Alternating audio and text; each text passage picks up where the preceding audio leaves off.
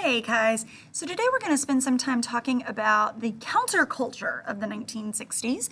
So counterculture is exactly what it sounds like. It is groups of people who are going counter to the main culture of the 60s. So when you think about the main culture of the 60s, you need to think about like what we talked about with JFK. So remember the orange suit, right? So the Jackie Kennedy, the happy family, that sort of idea. So counterculture is going to be anybody who opposes the beliefs of the majority, essentially. So we're going to be talking about four main groups today. So we spent a lot of time on civil rights. So African Americans are not actually included in this part because they are a separate issue that we've talked about. Specifically, we're going to be talking about women, the hippie movement, Native Americans, and Mexican Americans in the 1960s. So that's what we're going to start with. You should have a chart in your packets that's got all of the counterculture things on it. So let's go ahead and jump right in. So let's going to start with women. So in the 1960s, women had a pretty specific role, right? If you worked outside of the home, you had very limited career opportunities, things like secretaries. Abortion was a criminal offense at this time. Women had very few rights. Women were seen as kind of objects. If you've ever watched like an episode of Mad Men or something, you've seen some of this.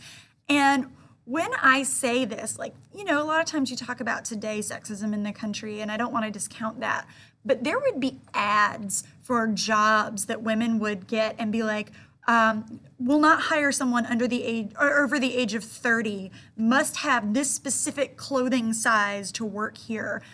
Flight attendants would actually be fired on their 30th birthday. I mean, things like must be pretty would be in the job qualification. Like that's not a qualification for me to be able to type something, right? So this idea that women are treated as these objects that are used for pleasure and objects that are for men to look at is really what people were against. So this is the beginning of what's known as the women's liberation movement. And this is kind of a movement for equal opportunity for women. And so some of the things that they are fighting for are things like the right to have an abortion, affirmative action policies and hiring, so not being able to get jobs because they're women, being able to have fair hiring. Another thing that they wanted was the formal title of Miss. So this refers to like what you would call, like me, I am Miss Jones, right? So if you think about it, men only have one official title. What is it? It's Mr., right? Well, women have either Miss if they're unmarried or Mrs. if they are married. So a lot of women said, well, I don't want my title to be tied to my husband. We should all just be Miss, right? And then it will just avoid any confusion. And so that's kind of some of the big things that they are looking for here. Some of the key people of this movement is a woman named Betty Friedan. She wrote a book called The Feminine Mystique. The Feminine Mystique inspires the women's movement. Then because of that, Gloria Steinem went on to found an organization called NOW, which is the National Organization for Women. So this is the organization that was doing a lot of the political fighting at this time. She also founds what's called Miss Magazine, which is a magazine about women's rights. And some of the tactics they used are things like protest. You've heard of like the stereotypical sort of bra burnings and marchings and that sort of things. One of the things that they are looking for is something called the Equal Rights Amendment. That does not pass, but they do manage to get past what's called the Equal Pay Act, which was supposed to get rid of pay discrepancies in women. Now, there are still some issues around that today, but in theory, women and men have got equal pay. And then, of course, there is Roe versus Wade, which was a Supreme Court decision that legalized abortion in our country for the first time. So it guaranteed a woman the right to a safe and legal abortion. And of course, this is still a very controversial issue and subject, but it was seen as a major victory for women. Now, I should also point out there is one more key person you'll notice I didn't mention, and that is Phyllis Schlafly. And Phyllis Schlafly represents kind of a group of women who were opposed to a lot of the women's liberation movement. These are going to be more conservative women, women who are more traditional, and they are opponents of the women's movement and specifically the Equal Rights Amendment, kind of the idea that women and men have their spheres in society, and you shouldn't mix those two. And because of the protest and because of some of the politics of the time, the Equal Rights Amendment does fail to pass. So I'm going to show you some photos here of some of these women. So in this top right-hand corner up here is Betty Friedan, and there is her book, The Feminine Mystique. Then down here we have Gloria Schiffer, or Schiffen, sorry. These are copies of Miss Magazine. Miss Magazine is actually still around today. That's a more modern issue down there. And then this is Phyllis Schlafly, the one who was opposed to the ERA. And you can see that these are some buttons either for or against the ERA. And you can see how Phyllis looks a little bit different than Betty and Gloria, right? She looks like this more traditional conservative style woman. But this does lead to an equal rights kind of movement for American people at the time. The next group that we have in the counterculture of the 60s is the Native Americans. So Native Americans, first of all, are against broken treaties. So in 1950, there was a termination policy that broke up tribes and attempted to assimilate natives into the cities. They did not like that. They said, we have our own culture that we want to maintain. And the organization within the government that was supposed to help maintain this culture is the Bureau of Indian Affairs, but there was a lot of corruption, backhanded deals, that kind of thing. And then, of course, the last issue that they have is poverty. Native American reservations have the highest percentage of poverty of anywhere in our country, and this leads to a lot of other issues, including alcoholism and other psychological effects. But also, the government was still trying to take a lot of reservation land. Think about the pipeline crisis that happened more recently, same kind of stuff. So what they are trying to get is self-determination and tribal autonomy. This basically means the right for Native American tribes to run themselves and the restoration of tribal lands that had been established under the New Deal Act of the 1930s, the Indian Reorganization Act. So basically they wanted a reversal. So the government had given them all this stuff in the 30s and then took it away in the 50s, and they're saying, hey, we want that back now. So that's really what they are looking for here. Some of the main people is Dennis Banks. He actually coordinated with the Black Panther Movement. He started what was called the Red Panther Movement, and something that they did in order to kind of protest what was going on is they took over Alcatraz Island. So Alcatraz Island is off the coast of California, and it had been a Native American land before it had been taken by the federal government, and it's where the Alcatraz prison was held. So basically from 1969 to 1971, they took over Alcatraz Island as a protest, saying we're basically going to take our land back, right? They also took over the Department of Interior Bureau of Indian Affairs building, and in the late 60s, there was a 71-day armed standoff with federal forces at Wounded Knee, South Dakota. If that sounds familiar, it's because it was the site of the massacre during the 1800s. So this was a really big deal. And you can see there's a lot of violent protesting, these takeovers, right? They're basically saying we're tired of being walked all over.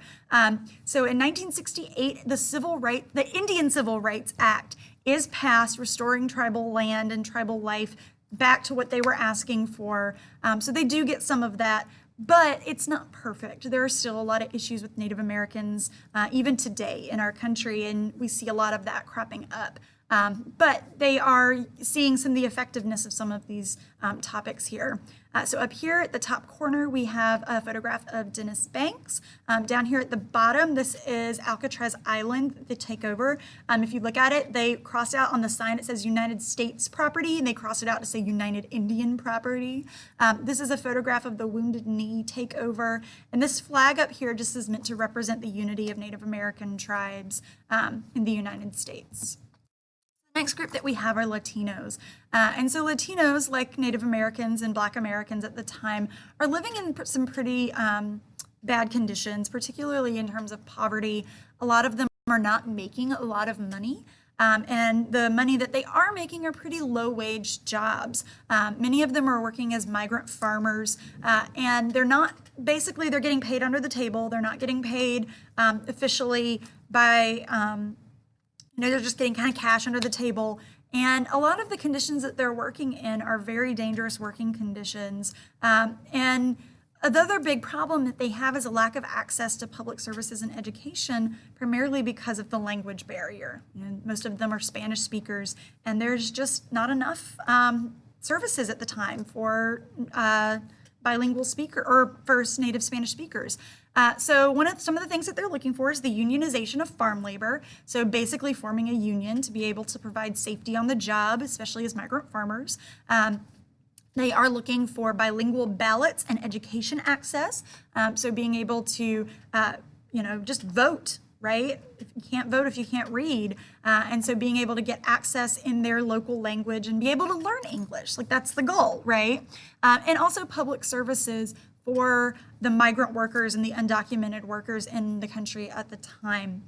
If these issues sound familiar, it's because they are still issues in our country that still, again, there's a lot of controversy that surrounds them, but they're very important issues for us in the country.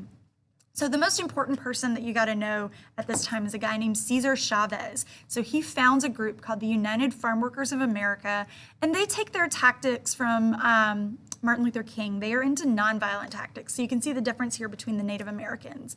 So one of the things that they do is boycott the grape industry. So a lot of migrant farm workers are working in California for the grape industry on grape farms. And when they boycott the grape industry and refuse to work, it kind of forces negotiations. A lot of local community service chapters were established in bilingual speech, trying to help people learn English. And it also led to the establishment of a political branch called La Raza, which supported Latino candidates for political office. So this was an idea of trying to get more politically involved. So again, with the Native Americans, you see a close connection to the Black Panther movement. For the Latino movement, you see a more close connection to like Martin Luther King and the things that he was doing. So it's an interesting kind of dynamic there. So just some pictures up at the top here. This is Cesar Chavez. This is the flag for the United Farm Workers. And you can see some of the boycott material. I like this Sun Mad raisins instead of Sun Made with the skeleton on here. Don't buy grapes or lettuce.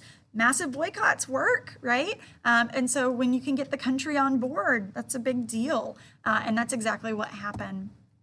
So the last movement I want to talk about is the hippie movement. So the hippie movement is primarily a movement for white Americans, a little bit of African Americans as well. But a lot of the youth get involved in the hippie movement. And a lot of what they are kind of rebelling against is the conformity of the culture, the materialism they see in their parents, a lot of the conventional thinking. And one of the biggest issues they have is the Vietnam War. They basically see this as an immoral war, an immoral conflict, and they want to be able to get out of it. So some of the things that they are for is sexual liberation, kind of getting rid of some of the local values and mores of American culture, experimentation with mind-altering substances, read drugs, right? Drugs are a big part of the hippie culture.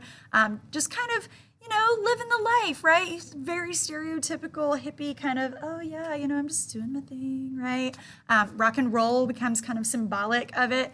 And something else that they are encouraging is draft dodging. The draft was a really big part of the culture in the period. And this is something that they're saying, you know what, if you dodge the draft, if you have worn your draft cards, right, this shows our protest to Vietnam. Protesting is a big thing that they are doing.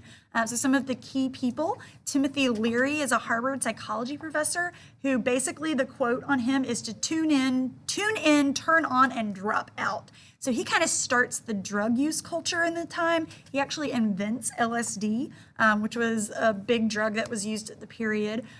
This next one is actually not a person, it's a neighborhood, but it's called Haight-Ashbury, and it's a corner of two roads in San Francisco, and it's kind of becomes known as like the hippie neighborhood. Protesting is a huge tactic that they used. And in 1969, they had a music festival known as Woodstock, which is the largest outdoor music festival where a lot of musicians of the 70s kind of get their start here. And it kind of just becomes representative of the hippie movement and hippie culture itself. So that's kind of the main thing. Again, a couple pictures for you here. First of all, we got all of our hippies on the bus. This is a photograph of Woodstock. This thing up here, this protest sign, drop acid, not bombs, right? Again, that drug. In playing here, but it's something that we're really going to see become a big deal.